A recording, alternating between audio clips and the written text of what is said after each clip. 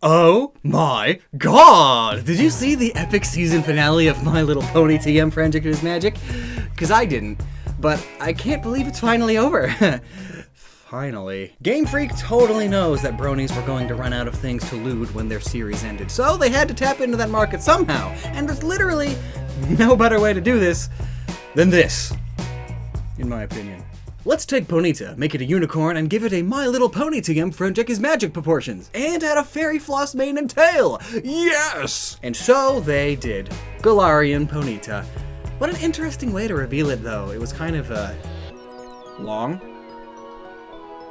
It was really clever, but it was long. And during that whole long thing, they got everyone saying, "Oh yeah, fairy-type Ponyta confirmed!" And then later they showed that it was psychic.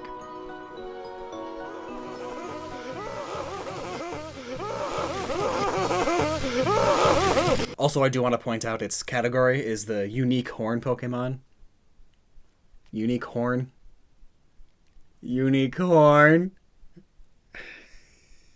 But psychic? Psychic. What? It's literally like in the top 3 of fairy-type looking Pokemon. And it's not fairy-type? I mean, maybe when it evolves into an alicorn, it'll gain the fairy type. But still, what? Game Freak is so dumb. They ruined my pony just to be a bit unpredictable. Trash. But hang on. Is it not predictable though? I mean, we can find our answer even in My Little Pony. I mean, just look at the unicorns in My Little Pony Friendship is Magic. They literally all have telekinesis, a psychic ability.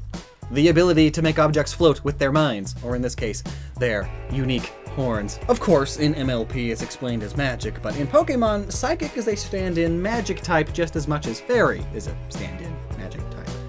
But there's more. As many have pointed out, if it were fairy type it would be weak to poison damage, whereas with it being psychic it is super effective against it.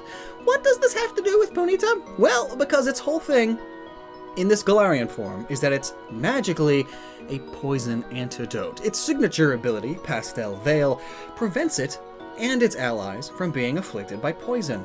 And it even heals them of poison if it comes out onto the battlefield. Its very presence is a cure, an antidote for poison. Now imagine if poison damage hurt it a bunch and was super effective on it. Yeah, that'd be dumb. But that's not to say a tweak to its ability couldn't have fixed it all. There are a number of abilities that remove Pokemon weaknesses and practically give some Pokemon a third type. For instance, just as a very quick example, Emolga and Electros are electric type, thus weak to ground, but they have Levitate, thus they are immune to ground. Delmise is Grass Ghost, but its ability, Steelworker, makes it a Steel type when attacking with Steel type moves. Practically. Gotta clarify, practically it does. But anyway, it wouldn't be hard to make Galarian Ponyta fairy type and give it a new ability that makes it cure and resist poison as if it weren't weak to it. But of course the excuse there is that Mono Fairy is already a really good type, and just removing one of its weaknesses makes it kind of an overpowered ability. So at least with it being psychic type, it's already a poison killer, so it makes sense. But this is all the meta game design reasoning. Is there an origin or lore reason at all for it being a walking antidote? Well, yeah, that's why I'm talking about it.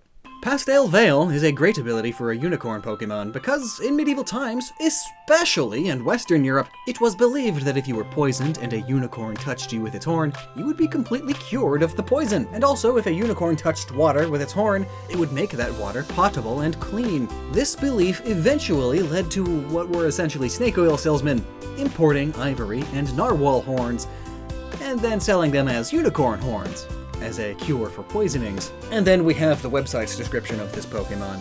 It is said that they were exposed to the overflowing life energy of the forest over many generations, and this is why their appearance became unique in this region. It harkens back to the medieval belief that unicorns were intrinsically connected to the forests and the life within the forests that they live in. If the forests die, the unicorns die. If the unicorns all die, the forest dies. But unfortunately, that only points towards this Pokemon's being fairy type more. Sure, the poison thing makes psychic work really well, but the fairy type is also a sort of nature type, hence the Tapu's being the thing, and nature's madness being a... Fairy type's all about that magical connection to nature. It's basically a nature type. Which is why I would be very surprised if Galarian Ponyta doesn't evolve into a psychic fairy type something. A Rapidash or a new evolution that's Galarian specific. Or at the very least, I would be surprised if it doesn't learn a ton of fairy moves as to insinuate that it is essentially fairy type. It's just actually having the fairy type doesn't fit into the gameplay mechanics well, so they didn't give it to it. So, I hope that answer is satisfactory. Want to support this channel and get some awesome shiny magic stuff to put on your walls? Then check out Displate, the link in the description, and use the coupon code Lockstin15 for 15% off. Metal posters with space or fantasy artwork on them, they look amazing! Check them out. Thanks for watching, and never stop using your noggin.